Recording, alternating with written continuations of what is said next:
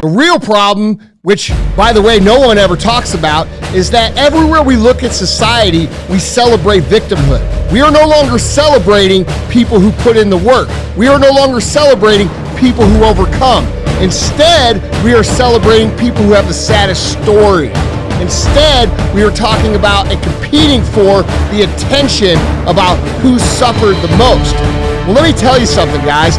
You can compete for that your entire life and nobody's gonna bring you a motherfucking thing except a couple likes and a couple bullshit comments that people don't mean. The real winners are still and always will be the people who aren't immune from obstacles, but instead see obstacles as an opportunity to get better. They see this as the path to winning, and they are right. They will always be right. And no matter how much we try to soften the world down for everybody to feel like a fucking winner, not everybody will be. The only people that are gonna win are gonna be the people who recognize the opportunity to improve when they get punched in the fucking face, which happens to all of us. So if that's you, if you're sitting there at home and you're posting sad story after sad story after sad story, realize that that's all you're ever gonna fucking have.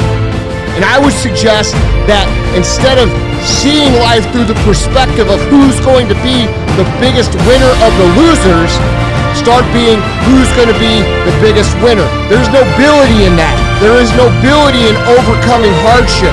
There is nobility in overcoming obstacles. There's nobility in creating a story that other people are inspired by.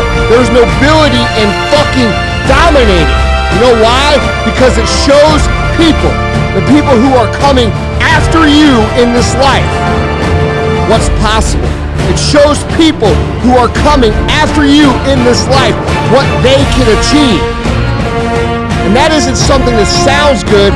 That's our obligation. Our obligation to this planet is to make people behind us. Your mind be formless, shapeless, like water.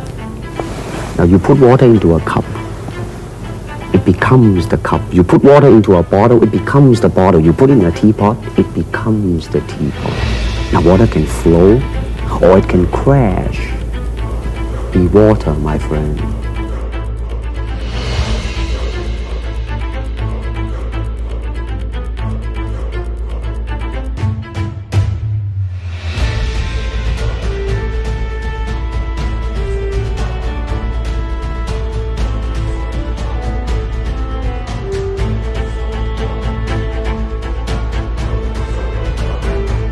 It's a combination of both.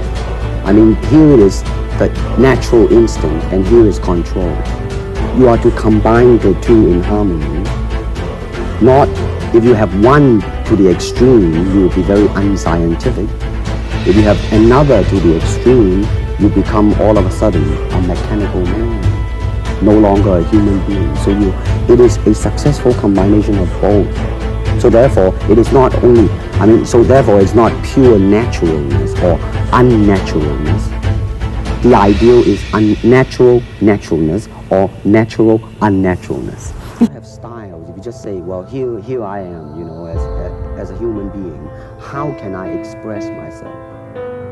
Totally and completely. Now, that way, you won't create a style, because style is a crystallization, you know what I mean? That way, it's a process of continuing growth.